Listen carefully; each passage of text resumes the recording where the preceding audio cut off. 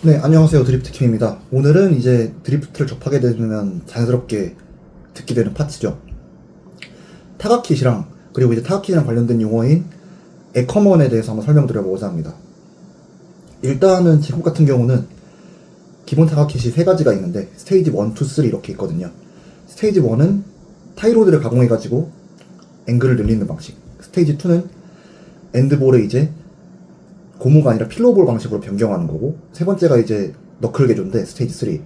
이거는 이제 타이로드 엔드가 너클에 붙는 지점을 변경시켜서 같은 핸들 각도에서 좀 더 바퀴가 많이 꺾일 수 있게 만들어주는 작업입니다. 타악키과 관련된 거는 제가 예전에 정리해놓은 영상이 있기 때문에 그것도 참조해보시면 더 도움이 될 것 같고요. 그럼 여기서 궁금한 게 생기죠. 자동차가 앞바퀴가 조향될 때 과연 양쪽 바퀴의 각은 차이가 있을지. 결론은 차이가 있다는 겁니다. 이거를 한번 제가 예를 들어서 설명을 해볼게요. 이거를 쉽게 이해하는 방식이 있어요. 군대에서 대열이 이제 진행을 하잖아요. 군대에서 대열이 진행할 때 똑바로 갈 때는 서로 발을 맞추면 되는데, 제일 큰 문제가 어찌됐건 방향을 전환해야 될 때가 생기잖아요. 그러면은 만약에 안쪽에 있는 사람이랑 바깥쪽에 있는 사람이랑 똑같은 템포로 걸으면 어떻게 될까요? 우린 이미 답을 알고 있죠.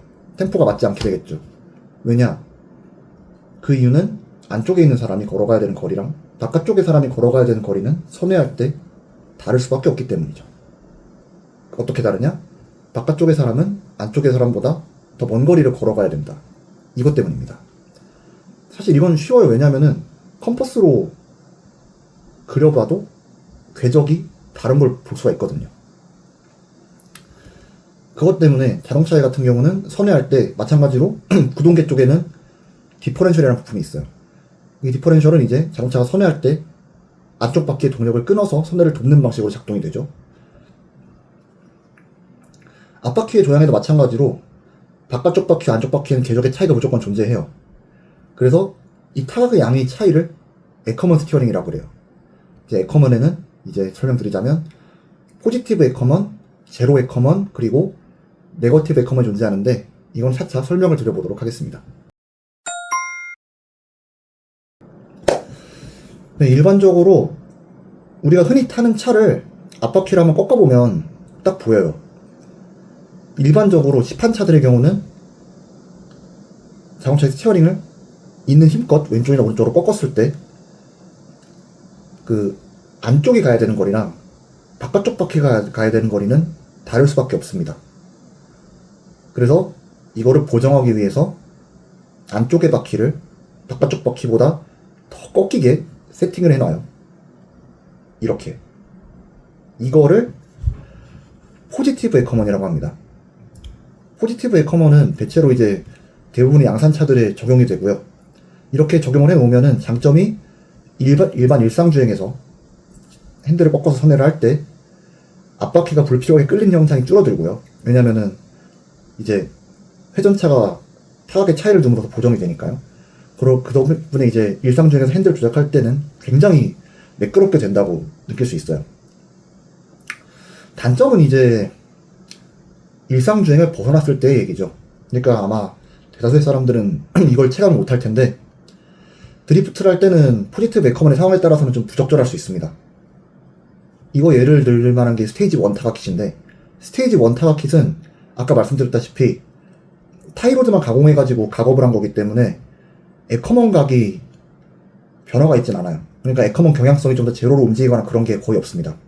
그래서 각의 양은 늘어나지만 아무래도 스핀율을 줄이는 거, 그러니까 스핀에는 취약할 수밖에 없다. 그게 단점일 수 있다고 봅니다, 저는. 제가 스테이지 1 타가킷을 거의 3년을 써봤기 때문에 이 점에 대해서는 확실하게 말씀드릴 수 있을 것 같아요. 네, 그렇다고 또 포지티브 에커먼을 드리프트 차에 아예 안 쓰냐? 뭐 그것도 아니에요. 나중에 설명드리겠지만 프로용 드리프트 타가킷들은 그 키트들의 세팅 변경을 통해서 에커먼 값을 변경을 시킬 수가 있어요. 포지티브에서 제로로, 제로에서 포지티브로. 그렇기 때문에 포지티브 에커먼으로 세팅을 하는 게 유리한 경우도 있어요. 뭐 전부 다 제로로 해가지고 유리하면은 그런 코스는 사실 거의 존재하지 않고, 이제 뭐 상황에 따라서는 드리프트 할 때 포지티브 에커먼을 쓰는 경우도 있다. 그걸 말씀드리고 싶습니다. 네, 다음은 이제 제로 에커먼입니다. 제로 에커먼은 제로, 말 그대로 좌우의 타락에 차이가 없는 거예요. 스티어링 꺾었을 때 왼쪽 안쪽 바퀴랑 바깥쪽 바퀴의 조향각이 완전히 같습니다. 이거를 우리는 제로 에커먼이라고 합니다. 제로 에커먼의 경우는 일반 도로를 달리는 차에는 거의 쓰지 않고 드리프트를 염두에 둔 차들이 많이 채택을 합니다. 드리프트 차들이 주로 제로 에커먼을 많이 세팅을 하고, 이유는 어찌됐건 드리프트 상태로 딱 들어갔을 때 좌우 바퀴가 같은 각도로 꺾여 있기 때문에 차가 안쪽으로 말리지 않고 가속을 했을 때 그 상태로 더 빠르게 가속이 가능해요. 그러니까 우리가 스테이지 3 타악기를 쓸 때보다 조금 더 빠른 드리프트를 할 수 있다는 게 장점이죠. 그리고 컨트롤성도 훨씬 좋아지고 스핀율도 많이 줄겠죠. 단점은 이제 좌우 바퀴가 같은 각도로 꺾이기 때문에 일반 도로에서 이제 주차할 때나 선회할 때 많이 불편하고, 특히 이제 일반 도로에서 고속주행은 많이 위험하다는 게 단점이에요. 애초에 드리프트 차들이 직선으로 빠르게 달리는 거는 상정에 두지 않고 세팅을 하기 때문에 어찌됐건 드리프트 세팅을 한 차를 탈 때는 공도에서 고속주행을 삼가는 게 좋습니다. 실제로 예전에 제로 에커먼 킷을 단 차가 드리프트 쪽에 매물로 나온 적이 있었는데, 그 오너분께서도 주의사항에 이게 출력이 높은 차긴 한데 절대 공도에서 고속주행을 하지 말라고 적어놨어요. 이게 왜냐면은 같은 각도로 꺾이기 때문에 그립주행을 하면서 냅다 스티어링을 한쪽으로 확 꺾어버리면은 산을 선회하지 않고 그냥 직진해요. 그렇기 때문에 공도 고속주행은 무조건 삼가는 게 좋다 를 말씀드리고 싶습니다. 자, 마지막으로 하나 남았죠. 안티 에커먼. 안티 에커먼은 이제 이게 포지티브고 이게 제로면 안티는 이제 바깥쪽이 좀 더 많이 꺾이는, 우리가 흔히 볼 수는 없는 세팅이긴 해요. 흔히 볼 수는 없는 세팅이고 주로 F1 차들 중에서 간혹 사용하는 경우는 있는데, 일반적인 경우에는 흔하게 볼 수 있는 케이스는 아니기 때문에 안티 에커먼 쪽으로는 크게 설명을 하지 않을 겁니다. 자, 이제 우리가 쓰는 드리프트 타악킷으로 돌아오면은 젠쿱의 기본 스테이지 1, 2, 3는 엄밀히 말하면 제로 에커먼은 아니에요. 제로 에커먼은 아니죠. 당장에 젠쿱을 끝까지 꺾어봐도 확실하게 안쪽 바퀴랑 바깥쪽 바퀴의 궤적의 차이는 있습니다. 물론 안쪽이 조금 더 많이 꺾이죠. 하지만 1에서 3로 넘어갈 때는 너클을 개조하면서 에커먼의 경향성이 제로 쪽으로 이동을 하긴 합니다. 그렇기 때문에 드리프트를 하면서 관성을 넘기거나 할 때, 방향 전환을 하거나 할 때 좀 더 스티어링이 부드럽고 빠르게 따라오게 돼요. 그렇기 때문에 스테이지 1 대비해서 스핀율을 줄일 수 있다는 장점이 있는 겁니다. 그래서 스핀율이 줄는 거예요. 이해가 되시죠? 그러니까 실제로 타볼 때도 스테이지 1 대비해서 조금 더 과감하게 관성을 탁 넘겨도 3타각이 들어가 있으면은 풀타각이 들어가면 차가 버티거든요. 그게 바로 스테이지 1과 스테이지 3의 차이다라고 볼 수 있습니다. 자, 그럼 이제 1, 2, 3 말고 본격적으로 들어가 보자고요. 본격적인 타악킷, 우리 흔히 아는 거 맥스, 그리고 FDF, 와이즈팝. 와이즈팝은 젠쿱용이 있는지 모르겠지만 뭐 아무튼 그런 걸 사용하게 되면은 이제 진짜 제로 에커먼으로 만드는 것도 불가능한 얘기는 아니에요.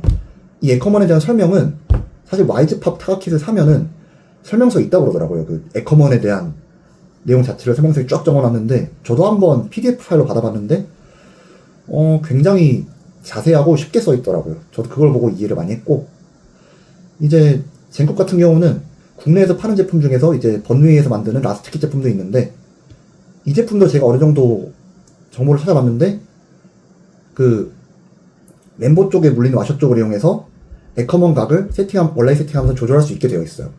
그렇기 때문에 진짜로 제로 에커먼 각을 실현할 수 있다는 게 가장 큰 장점이죠.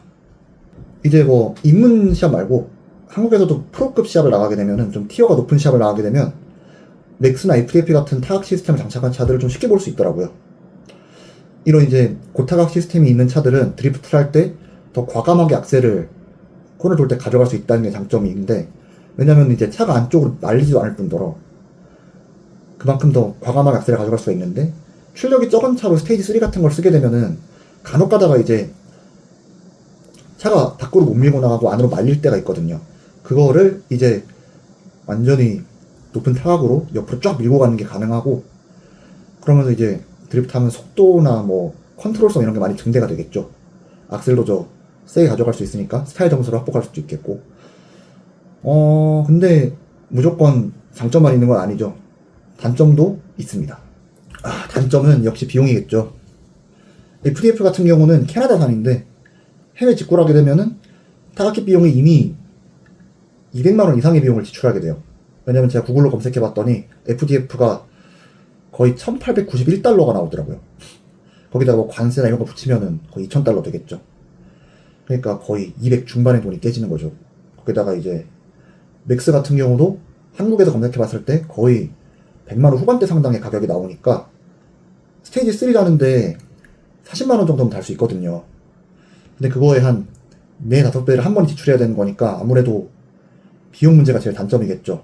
그리고 이 고타각 시스템은 이제 하체의 모든 부품을 내리고 새로 얹어야 되는 거기 때문에 장착 과정도 까다롭고 숙련된 작업자가 필요하다는 것도 단점입니다. 그 장착할 샵을 찾는 것도 꽤 어려운 일이 될 거고요. 그리고 마찬가지로 이제 하체 부품들이 바뀌는 거기 때문에 바퀴 정렬을 보는 거, 얼라이먼트 작업을 드리프트 하다 보면은 한 번씩은 꼭 해야 되는데, 그 얼라이먼트 작업도 일반 타악기 대비해서 많이 까다롭다는 게 단점입니다. 작업비도 일반적인 얼라이먼트 볼 때보다 저는 많이 비싼 걸로 알고 있어요. FDF나 맥스에 얼라이 보는 거는. 왜냐면 이제 그 일반적인 얼라이 보는 방식이랑 또 많이 다르다고 들었거든요. 그래서 그런 점들이 전 단점으로 꼽을 수 있을 것 같습니다. 네, 오늘 내용 어떠셨나요? 타각킷이랑 에커먼에 대해 다뤄봤는데, 아마 에커먼에 대해서는 좀 생소하실 분들도 계실 텐데 한번 잘 풀어 설명을 해봤는데 어떠셨을지 모르겠네요. 좀 어려웠을 수도 있는데, 그래도 유익한 내용이 되셨으면 좋겠고, 사실 입문자 입장에서는 오늘 설명한 것 중에 맥스나 FDF 같은 건 아직 고려하지 않으셔도 돼요. 얘네들은 굉장히 비쌀 뿐더러 초심자가 사용하기에 그다지 초심자가 사용하면은 바로 레벨 올리는데 도움도 안 될 뿐더러 초심자들은 스테이지 1, 2, 3 타겟 쓰는 게 제일 도움 많이 되고요. 그러니까 너무 부담스럽게 생각하지 않으셨으면 좋겠습니다. 어디까지나 실력이 올라갔을 때 쓰면 되는 파츠니까 너무 부담 가지 않으셔도 됩니다. 네, 이렇게 영상을 마무리해 보려고 하고요. 시청해주셔서 감사하고 구독과 좋아요 부탁드리겠습니다. 네, 감사합니다.